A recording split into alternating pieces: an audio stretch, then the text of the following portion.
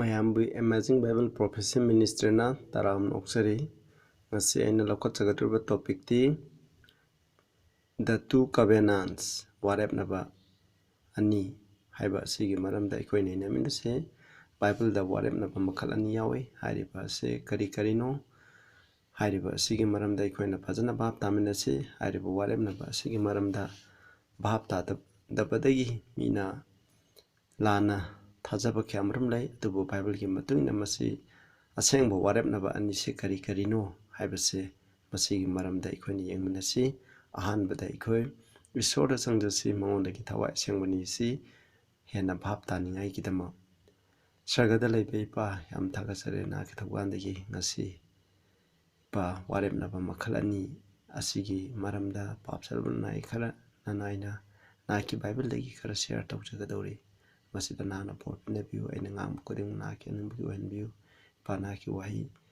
na ki aning banna tapa amata ngangan bigino tare bu koding da nana port ne view thawai aseng badana chingbidana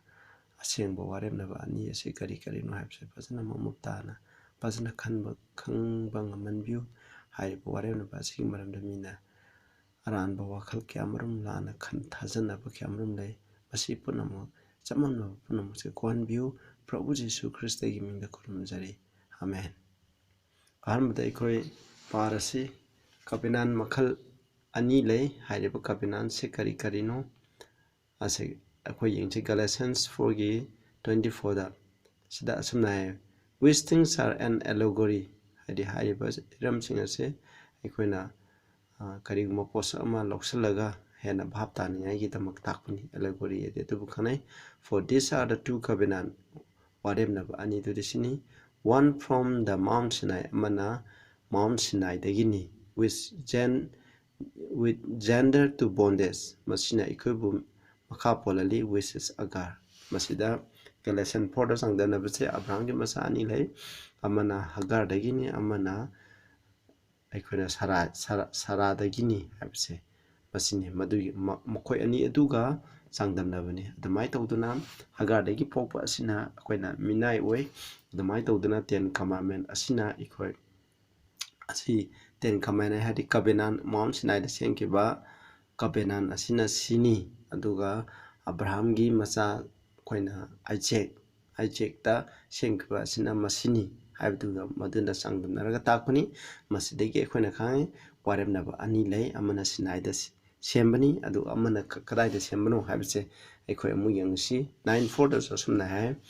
sida makoi ase Israel masasing jokchaba masasing oiba matik mangan the glory havni and the covenant warepnaba sing and the giving of the law when the thangpiba the service of God Ishorgi seba tawba thawgal tawba and the promises wasapasing ase makoi ni havni masida haibse Israel masasing ase ta warepnaba ase pibani makoi se Ishorna makoi bu yokpani Ishorna Abraham kokthwe aduga mai Ishorgi masa oina mahakse yokpa Ishorgi mi oina yokpani mongonda matik mangan hadi Ishorgi matik mangan apabalam sadada makoi da urpire aduga Ishorga makoi gi marakta warepnabani Abraham ga su warepnai aduga Israel masasing ga su warepnai habani Ishorgi saba tawsu makoi da pibani habani ikoi yengse ahanba first covenant natraga Ariba covenant all covenant Ariba warepnaba habse karino habse aikoi yengse ahanba warepnaba se kadai da semkike habse aikoi amu yengse Jeremiah 31 gi 31-32 aikoi paje behold the days come said the Lord that I will make a new covenant with the house of Israel with the house of Judah Israel gi masasing Israel gi imung manunga Judah gi imung manunga aina anauba warepnaba masemgadaba numit ado lagle not according to the covenant that I made with their father in the day that I took them by hand to bring them out of the land of Egypt Egypt tagi ai khutna makoi bu puthrakpa matanda makoi gi mapa mapusinga aina semkiba adugi warepnabado adugi matung ina nataba habini and with my covenant they break aigi yatung ase makoina thugai ki although I was an husband unto them aina makoida mapuroi bo rasu ishon hai sida masina habase aikoina all covenant ase kaino kana hoi se Israel masasing ishona Egyptagi mukhoije puthorba matungda Israel masasing ga masigi ahanba warepnaba aduga akoina Ariba warepnaba haibse masi semgibani akhoi yengsi Exodus 19 da phajana bhab taningai 19 gi 3 5 to 9 akhoi yengsi 3 da sumnai Moses na Ishorga went up to God Ishorgi manakta zakre Ishorna mabu laichindagi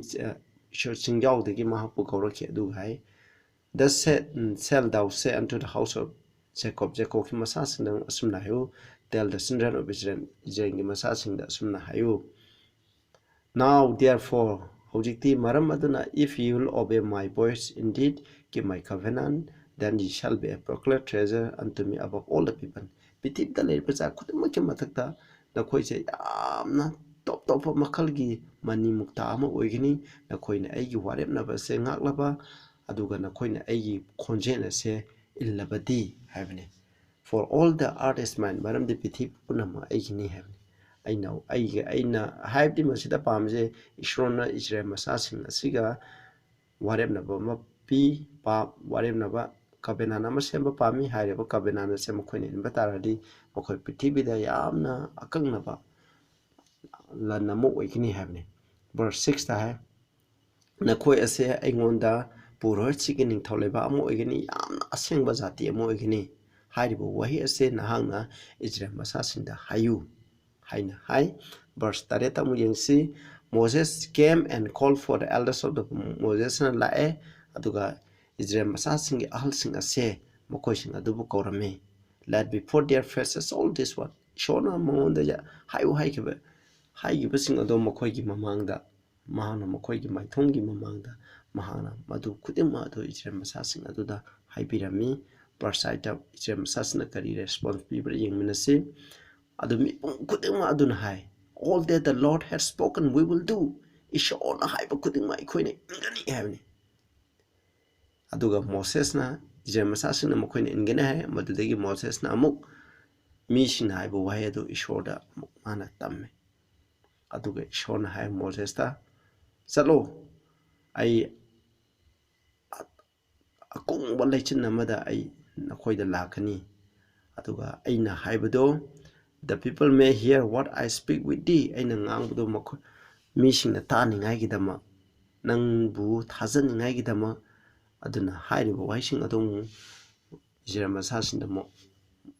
Moses na Israel masasingda haire adugi matungda ishoge warepnaba ishorna kari warepnaba pami haibaki adibu warepnabagi waising asam makhoina hairame adudagi de khona mathang Exodus 20 da nakhoina paba taradi ishorna warepnabagi waloda dudi kari no 10 commandments ni koi 10 commandments ja paragum se Exodus 20 je aduna haire bise masi pire masini ko 10 commandments je sing matak digi makhoina pibni samai tawdna Mount Sinai dagi masi pibni aduga masini makhoina Israel masasingna makhoina semleba warepnaba haibse warepnabagi karigi makhada sembano 10 commandment asina makha oibni hore makha tanamu yengminase akhona 10 commandment kana misna hai 10 commandment na aribo warepnabani na hai madu maramda jo khoina masi chumra lambra habdo khoi yengminase aduga mathangda mu yo aribo warepnabse khoina ina mu masi khoina ratify tawreba masi ko ina sengdo ina khoina chumhalle mase ko yengsim Exodus 24 gi 3 to 8 amu yengke Moses na laia to mising aduda hairiba waising ado aduga ishorna pigidaba judgment sing asumba wain sing dandi sing ado loina hairame shogi ado 24 da niko adudagi mising asina konjana mata loina khome ishona haiba khudingma aikoina tawgani haibni ishona waremna baje semring on ishogi waremna baje da kari kari yawe habdo mokhoina hana khallaga masing ngamni ngamoy basi mokhogi pangana ngamni ngamoy habdo adugi aduda tawramadi phadaba aduna tabida mokhoide hekta mokhogi pangana ngamlagani haine hekta samjangimni aduna shona ju khange mokhoide soigini ngamoy habse khange adubu mokhoina ngamgani habni namaduda shona changchan khibne verse 4 da Moses na haibu waising ado loina ma ishorgi waising ado ire ayungan tahana ayukta hugalaga aduga altar ama seme aduga maduda mokoi jati 12 ki matungina mokoi gi 12 pillar seme sida verse 5 tamu adudigi mahana naha Israel gi moi naha nupa naha sing thare mokoi na ban offering sing aduga sacrifice sing je peace offering na sing je loina kale ade salaba sing aduga Moses na mokoi katpa khudang ma adugi mokoi gi tengkota chauba amada patra chauba amada mokoi I sing ado tangkhai ama laure aduga tangkhai ama na mahana altar aduda khilame aduga into the book of the covenant aduga haideba mokoi warem na bigi lairik aduda su mahana laure aduga mi singi mamang da mahana pare aduga mahana hai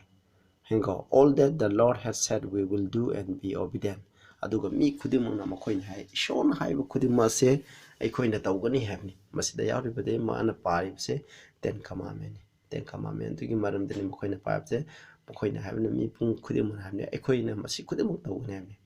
adudagi verse item Moses took the blood and sprinkled it on the people idolorga missing aduda ki and said harami behold the blood of the covenant which the Lord had made with you concerning all these things na khoiga shoga igeno covenant ama warem na ba se me have se masi karina saki oire I asina saki oirabni ko yengu ana missing aduda harame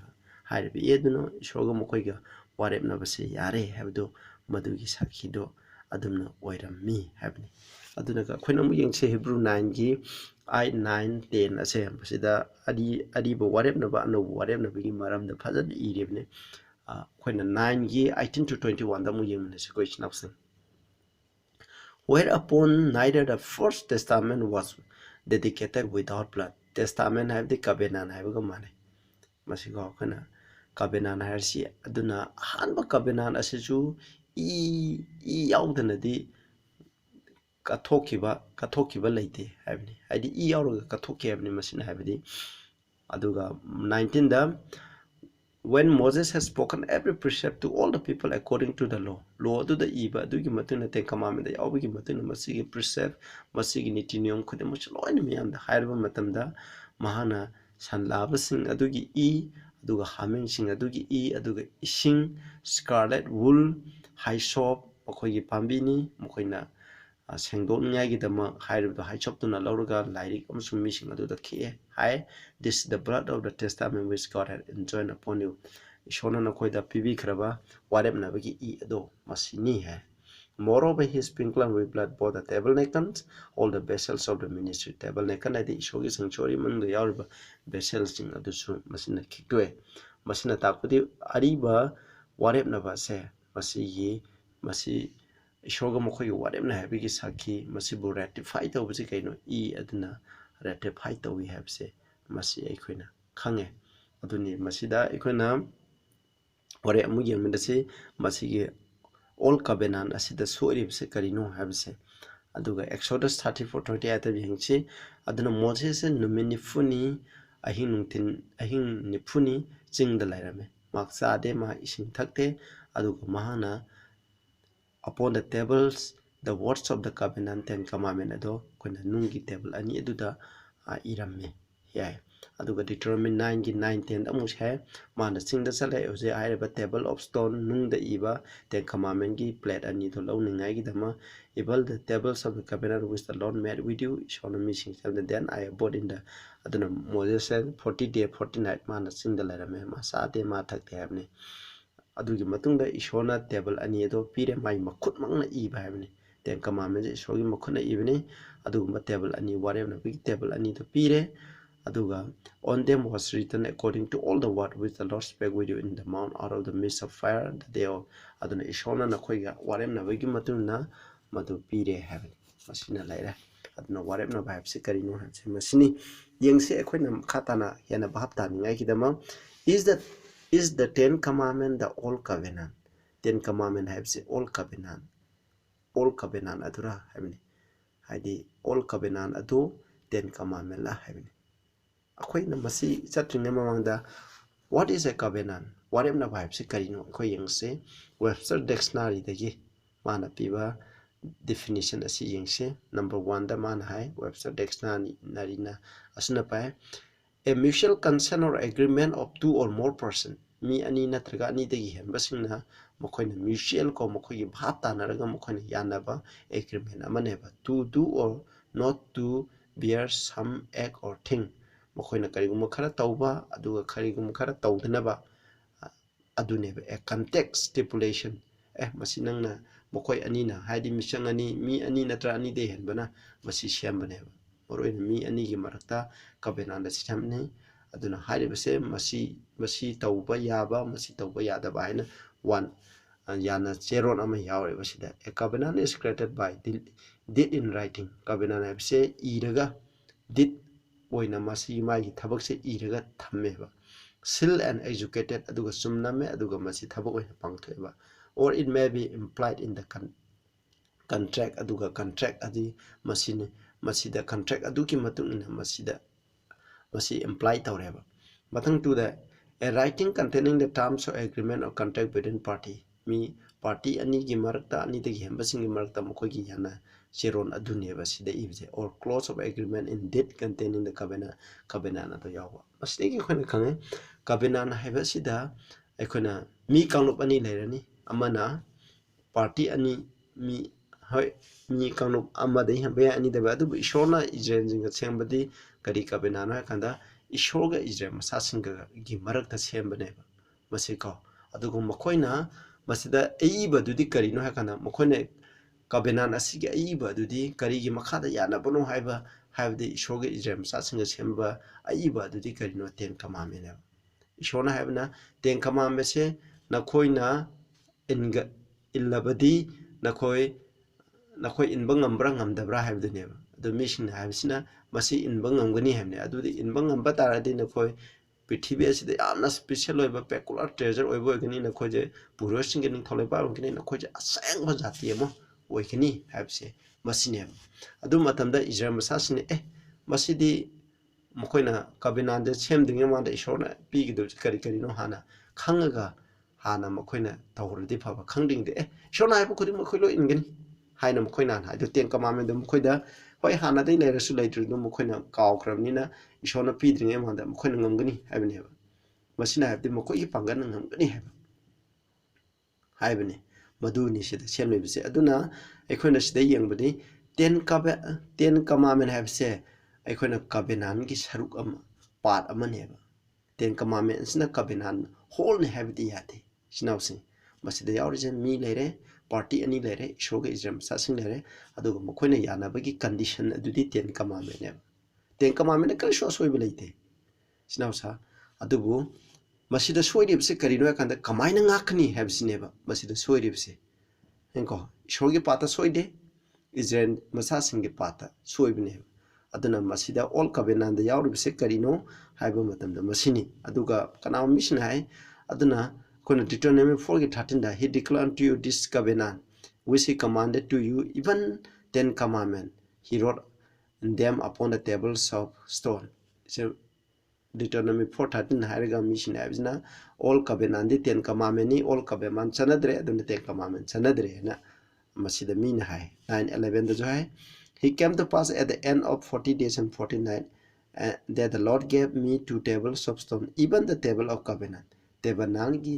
covenant adu ki table sing hadi nung de iba adu ishona pi habni aduna masida habisdi mokoina habisdi aduna 10 commandment asi masina all covenant aduna masidi sanadrabnina masi loire habni madu lale snausa masida habse hoy party ani duty soirabnina inadrabnina soire ishogi pata soibna tre eje masa singi pata soire adu covenant duty soigre adu bu 10 commandment asidi haireba covenant adu ki saruk amaneba adu masida soiba karisu yaude masi kaino ishona piba afabne afaba yamna fabni adubu masida soiribse 10 commandment da soiribse karino haipu matamda ekhoi makha yengnesiko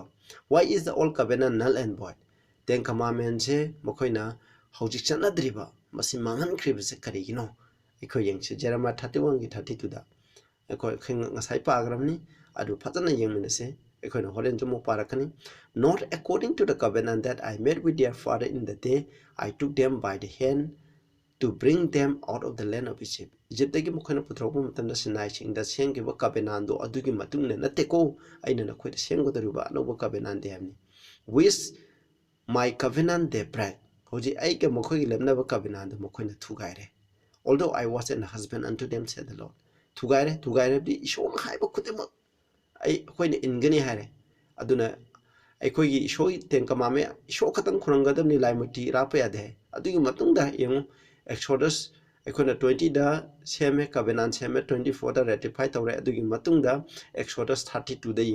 ꯌꯦꯡꯕ ꯃꯇꯝꯗ ꯃꯈꯣꯏꯅ ꯃꯣꯖꯦꯁꯅ ꯆꯤꯡꯗ ꯅꯨꯃꯤꯠ 90ꯅꯤ ꯍꯥꯏꯔꯤꯕ ꯀꯕꯦꯅꯥꯟ ꯑꯁꯤꯒꯤ ꯏꯁꯣꯔꯒꯤ ꯌꯥꯅ Charon ten ꯀꯃꯥꯟꯃꯦꯟ ꯑꯁꯦ ꯂꯧꯔꯤꯉꯩ ꯃꯇꯝꯗ ꯃꯈꯣꯏꯅ ꯁꯅꯥꯎ ꯂꯥꯛꯑꯒ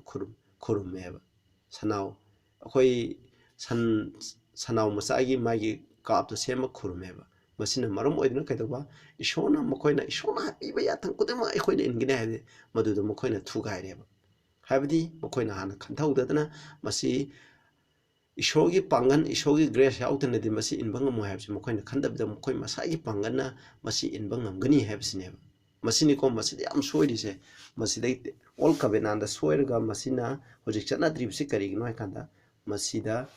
ꯑꯩꯈꯣꯏꯅ ꯃꯊꯪꯗꯁꯨ ꯅꯩꯅꯔꯛꯀꯅꯤ ꯃꯁꯤꯗ ꯀꯔꯤꯒꯤꯅꯣ ꯍꯥꯏꯕ ꯃꯇꯝꯗ ꯃꯁꯤꯗꯤ ꯂꯤꯞ ꯑꯦꯟ ꯑꯣꯕꯦ ꯑꯦꯟ ꯂꯤꯞ ꯍꯥꯏꯕꯗꯨꯅꯦꯕ ꯏꯜꯂꯨ ꯑꯗꯨꯒ ꯍꯤꯡꯉꯨ ꯍꯥꯏꯕꯅꯦꯕ ꯃꯁꯤꯗ ꯀꯣ ꯃꯁꯤꯗ ꯏꯁꯣꯔꯒꯤ ꯑꯗꯨ ꯃꯤꯁꯤꯡꯅ ꯏꯁꯣꯔ ꯅꯍꯥꯛꯅ ꯊꯧꯖꯥꯜ ꯄꯤꯕꯤꯔꯒ ꯃꯁꯤ ꯏꯟꯖꯒꯦ ꯍꯥꯏꯕꯒꯤ ꯌꯥꯎꯗꯦ ꯏꯖꯔꯦꯜ ꯃꯆꯥꯁꯤꯅ ꯈꯟꯊꯗꯅ ꯃꯈꯣꯏꯒꯤ ꯄꯥꯡꯒꯟꯅ ꯉꯝꯒꯅꯤ ꯍꯥꯏꯅ ꯍꯦꯛꯇ ꯆꯪꯁꯤꯟꯈꯤꯕꯅꯦꯕ ꯍꯤꯕ꯭ꯔꯨ 8:9ꯗꯁꯨ ꯅꯣꯠ ꯑꯦꯀꯣꯔꯗꯤꯡ ꯇꯨ ꯗ ꯆꯞ ꯃꯥꯟꯅꯩ ꯍꯧꯖꯤꯛꯁꯨ ꯑꯗꯨꯅ ꯑꯩꯅ ꯃꯄꯥꯁꯤꯡꯒ ꯁꯦꯝꯈꯤꯕꯗꯣ ꯃꯗꯨꯅꯤꯀꯣ because they continued in my covenant and I regarded them not ꯃꯈꯣꯏꯅ ꯑꯩꯒꯤ ꯀꯕꯦꯅꯥꯟꯁꯦ ꯃꯈꯣꯏꯅ ꯏꯟꯈꯤꯗꯦ ꯃꯈꯣꯏꯅ ꯊꯨꯒꯥꯏꯈ꯭ꯔꯦ ꯑꯗꯨꯒ ꯑꯩꯅ I regarded them not said the Lord ꯍꯥꯏ ꯃꯁꯤꯗ ꯅꯠꯇꯅ ꯃꯈꯣꯏꯅ ꯂꯥꯏ ꯃꯨꯔꯇꯤ ꯈꯨꯔꯝꯕ ꯂꯝꯍꯥꯡꯗ ꯆꯠꯂꯕ ꯃꯇꯨꯡ ꯃꯈꯣꯏꯅ ꯀꯦꯅꯦꯟꯗ ꯂꯥꯛꯄ ꯃꯇꯝꯗꯁꯨ ꯃꯈꯣꯏꯅ ꯑꯇꯣꯞꯄ ꯂꯥꯏꯁꯤꯡ ꯕꯥꯜ ꯈꯨꯔꯝꯕ ꯑꯦꯁꯇꯣꯔꯦꯠ ꯈꯨꯔꯝꯕ ꯑꯁꯤꯅꯆꯤꯡꯕꯒꯤ ꯂꯥꯏ ꯃꯨꯔꯇꯤ ꯈꯨꯔꯝꯕꯒꯤ ꯊꯕꯛꯁꯦ ꯑꯗꯨꯝ ꯇꯧ ꯂꯩꯈ꯭ꯔꯦꯕ ꯑꯗꯨꯅ ꯏꯁꯣꯔꯅ ꯍꯥꯏꯕꯁꯤ ꯃꯈꯣꯏꯅ ꯏꯟꯕ ꯉꯝꯗ꯭ꯔꯦ ꯑꯗꯨꯒꯤ ꯃꯍꯨꯠꯇ ꯍꯦꯗꯟꯁꯤꯡ ꯍꯥꯏꯕꯗꯣ ꯃꯗꯨꯒꯤ ꯃꯇꯨꯡ ꯏꯟꯅ ꯆꯠꯂꯦꯕ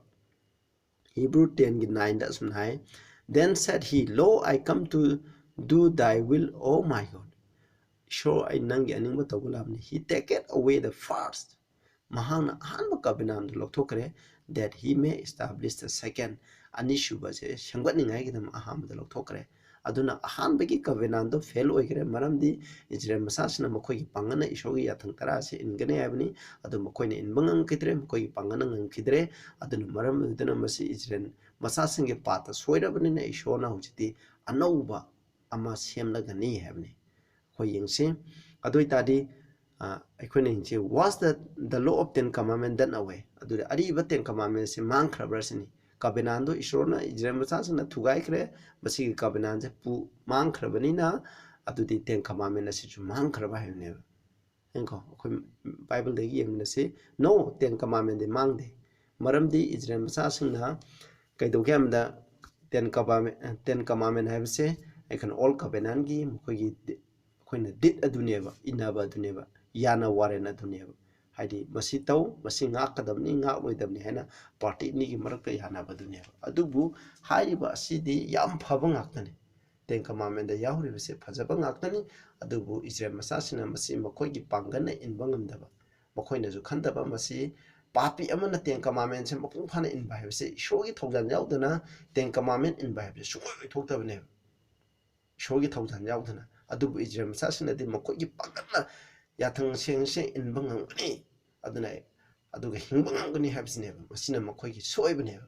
ꯃꯁꯤꯅ ꯁꯣꯏꯕꯅꯤ ꯍꯥꯏ ꯑꯩꯈꯣꯏꯅ ꯀꯟꯕꯤꯕ ꯃꯄꯨꯒꯤ ꯄꯥꯡꯒꯟꯅ ꯑꯩꯈꯣꯏꯅ ꯃꯁꯤ ꯏꯟꯕ ꯉꯝꯒꯅꯤ ꯍꯥꯏꯕꯗꯣ ꯃꯗꯨꯗ ꯌꯨꯝꯐꯝ ꯑꯣꯏꯗꯦꯕ ꯑꯗꯨꯒ ꯑꯩꯈꯣꯏꯅ ꯃꯦꯊ꯭ꯌꯨ 5:17-19ꯗꯁꯨ ꯍꯥꯏ ꯄ꯭ꯔꯚꯨ ꯖꯤꯁꯨꯅ ꯑꯩꯅ ꯃꯥꯂꯦꯝ ꯄ꯭ꯔꯤꯊꯤꯕꯤꯗ ꯂꯥꯛꯄꯁꯦ ꯏꯁꯣꯔꯒꯤ ꯋꯥꯌꯦꯜ ꯌꯥꯊꯪ ꯑꯃꯁꯨꯡ ꯃꯥꯏꯆꯧꯁꯤꯡꯅ ꯏꯔꯝꯕꯗꯣ ꯊꯨꯒꯥꯏꯅꯤꯡꯉꯥꯏ ꯂꯥꯛꯄꯅꯤ ꯊꯨꯒꯥꯏꯅꯤꯡꯉꯥꯏ ꯂꯥꯛꯄꯅꯤꯅ ꯈꯟꯒꯅꯨ ꯑꯩꯗꯤ ꯃꯈꯣꯏ ꯑꯗꯨꯕꯨ ꯂꯣꯏꯅ ꯊꯨꯡꯍꯟꯕ ꯂꯥꯛꯄꯅꯤ ꯍꯥꯏꯕꯅꯤ ꯁꯤꯗꯀꯣ ꯁꯔꯒ ꯄ꯭ꯔꯤꯊꯤꯕꯤ ꯃꯥꯡꯈꯤꯕ ꯌꯥꯏ ꯑꯗꯨꯕꯨ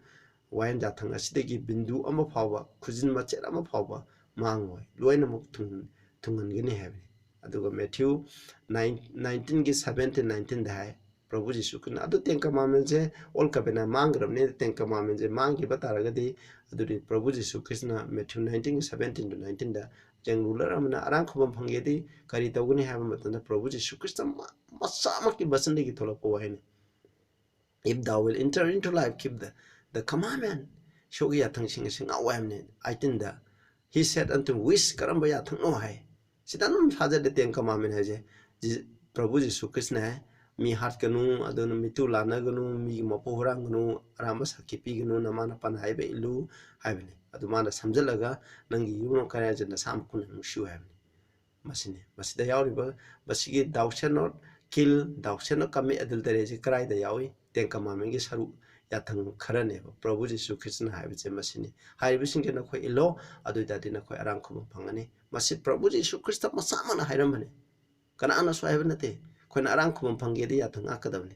henko yathang akpje kamai ngakani ijra masa singna khoi yathang aga hingani haiba adu nate masi hujiti ishogi Prabhu Jisu Krishna ki thaujan adudani khone thaujan darka leise maduna hanba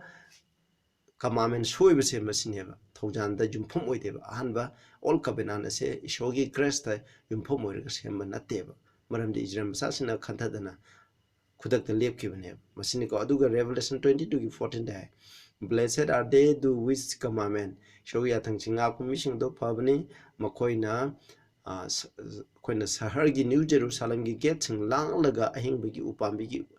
mahi adu sabi right adu phangani hai masina taibidi sagara sakar kuding na show ya thangak to bami amtana sagara saloi hai bisne snausa baduna suk phagraba ya thangtara ase shom sama ki julam chane hairi base ariba warepnaba all covenant ase loi khre haiduna masi loi khibnate aduga ina loislage mathangda ikoina new covenant adu maramda fajana ikoina neinarasi snausing ikoina aduna all covenant gi asoibase masini all covenant asidi akoina hingu obey and live haibasini ishogi thaujan yaudana akoina ado ijra masasina hojiksu akoigi panganna ishogi athanga kwaibse akoina oithoktabani adugi damang masi ngakpa ngamgidama ishona anisuba anauba warepnabase karino haiba ngakpa ngamgidabase ngakpa ngamhaningaigidama hena afaba ishona anauba warepnaba covenant ama semakpaneba masini aduga kanawa misina aina sum haiba lai koina Old Testament habsiga koina sagi hoi Testament habsi covenant habni aduga Old Testament haraga Old covenant haraga misna kanabje koina Old Testament da yawraba koina Genesis tagina Malachi da yawraba lairi singase masibu khalle masina te sinapsa masilla ko Old covenant habse hujiki nainariba covenant asiga Old Testament asiga Old Testament gi lairi punama asiga manabna te kana misna Old covenant je mangkre aduna maram oduna Old Testament gi lairi Genesis tagina Malachi da yawraba sing ase masi sanadre hujiti ko anobo waremna bagi lairi che katang adi New Testament Matthew degi horoga Revelation masibu katang chanaraga dai masidi yam lale Bible asidi Prabhu Jisu Krishna masamana mana sitting the saga salam dai gimda aikona Luke da aikona khangiduna Luke 22 Luke ki aroiba aduda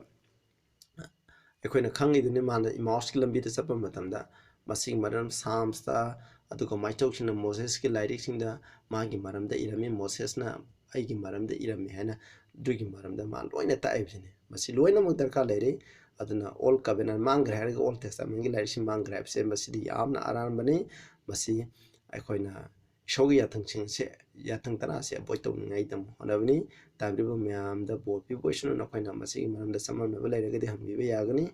aina khara short oina aina ngjarabni mathang da ikuni yengse